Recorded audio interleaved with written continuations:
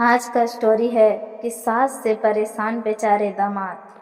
संसार में शायद मुझसे अधिक कोई बदनसीब नहीं होगा। विवाह में सबको दहेज में गाड़ी, सोफा, फ्रिज मिलता है, सुंदर पत्नी घर आती है, लेकिन हमारे साथ ऐसा नहीं हुआ। हमारा विवाह हुआ, पत्नी भी आई और दहेज में सास मिल गई।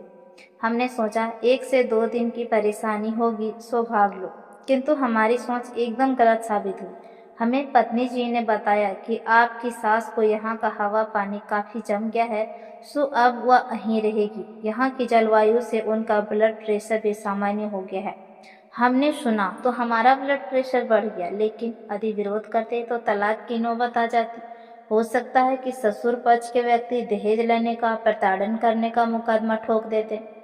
इसलिए मन मार कर हमने यह सोचकर कि आज का दौर है, एक पर एक फ्री का है, सास को भी स्वीकार कर लिया। 2 से 3 माह दिल पर पत्थर रखकर हमने अपनी सास को सहन कर लिया, लेकिन सोचा आखिर यह छाती पर पत्थर रखकर हम कब तक जीवित रह पाएंगे। सो हमने पत्नी जी से सास की पसंद और नापसंद वस्तुओं को जान लिया। हमारी सास को कुत्ते बिल्ली से सख्त नफरत थी। बचपन में उनकी माँ का स्वर्गवास कुतिया के काटने से हुआ था। पिताजी का नरकवास बिल्ली के पंजा मारने से हुआ था। हमने मन ही मन ठान लिया कि कुत्ता और बिल्ली जल्दी से लाएंगे, ताकि सासू जी प्रस्थान कर जाएं और हम अपनी जिंदगी को सुचारू रूप से चला सकें। हमने अपनी अभिन्न मित्र मटरू से अपनी समस्या बताई और वह मोहल्ले से एक खजिया कुत्ते का पिल्ला और एक मरियल बिल्ली को ले आए।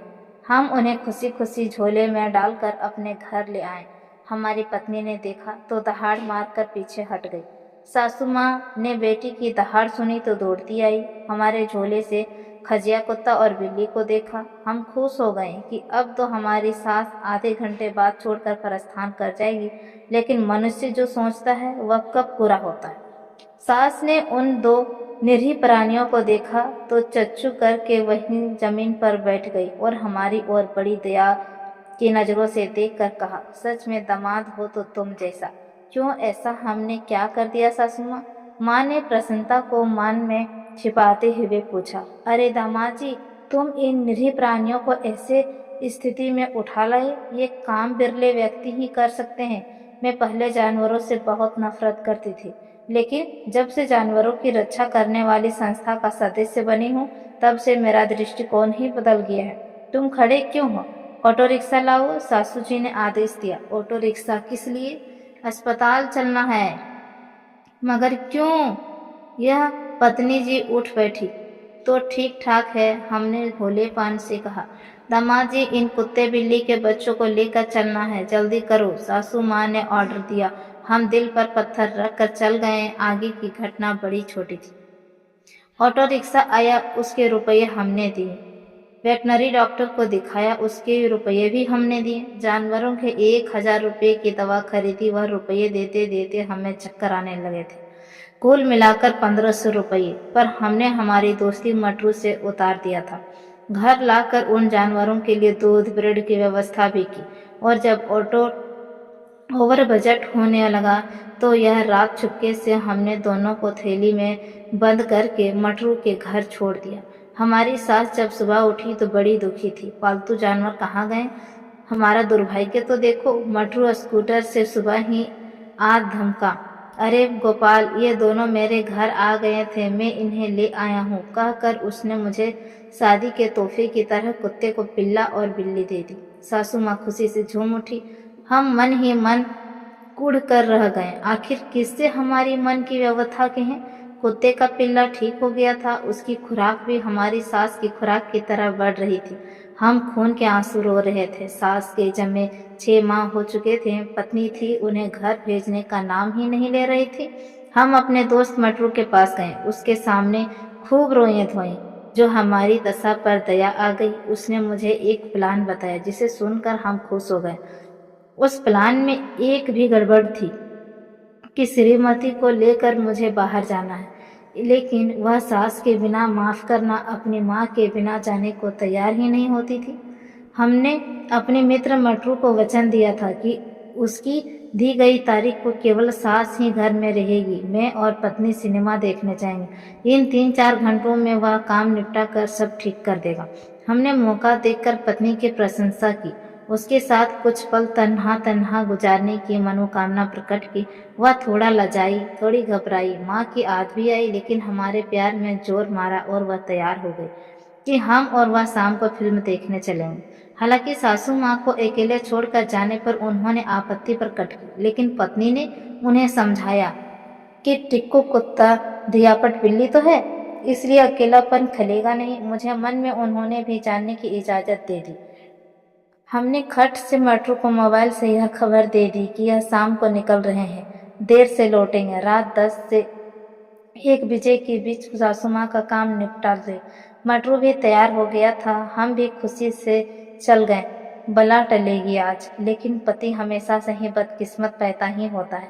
प्लान यह था कि मटरू रात में 10:30 बजे के बीच घर में प्रवेश करेगा और मुंह पर कपड़ा बांधकर सासू माँ को डरा कर चोरी कर लेगा। सासू माँ डर के मारे तो भाग जाएगी और हमारे घर से हमेशा के लिए बाय बाय कर लेगी। हम पत्नी को 4 घंटे की एक फिल्म दिखवाने शहर के बाहर ले गए। रात 10 बजे फिल्म छूटी।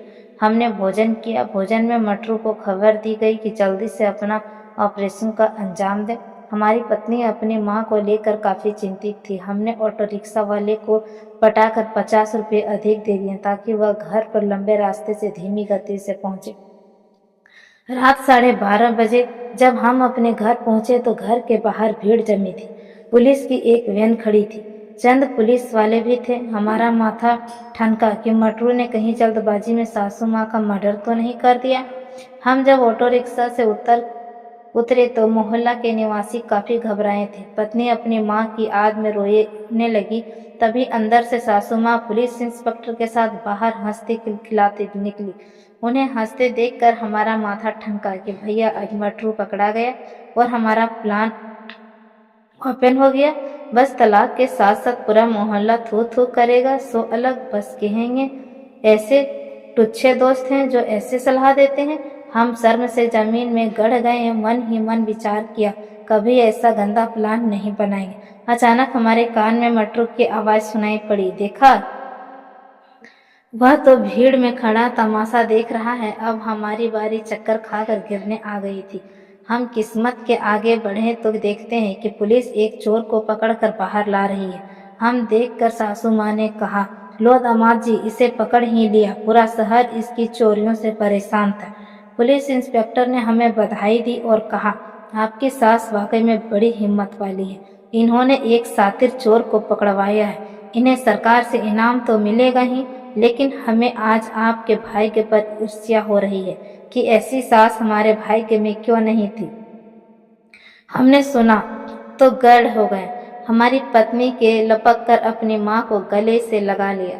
किस्सा यूं ही था कि हमारे मटरू दोस्त को आने में देर हो गई थी। उसकी जगह उस रात अचानक असली चोर घुस आया। सासू माँ ने पुराना घी खाया था, सो बिना घबराए अपने कुत्ते के साथ उसे धोबी पछाड़ दे दी। मोहल्ले वालों को आवाज देकर बुलाया। पुलिस आ गई। इस तरह सासू माँ ने एक शातिर चोर को पकड़ लिया। अगले दिन समाचार पत्रों में फोटो सहित सासू माँ का समाचार छपा हुआ था। अब आप ही विचार करें कि ऐसी प्रसिद्ध सासू माँ को कौन घर से जाने को कहेगा। आप ही निर्णय करेंगे कि हम भाग्यशाली हैं या दुर्भाग्यशाली। आप जो भी निर्णय लें, लेकिन हमारी सासू माँ जरूर सौभाग्यशाली है जिसे ऐसा दामाद मिला। तो उम्मीद करती हूँ दोस्तों कि आपको ये फनी कहानी पसंद आया होगा। तो प्लीज़ इसे अपने दोस्तों के साथ शेयर करें और इस चैनल, अगर आप हमारे चैनल पे नए हैं तो प्लीज़ चैनल को सब्सक्राइब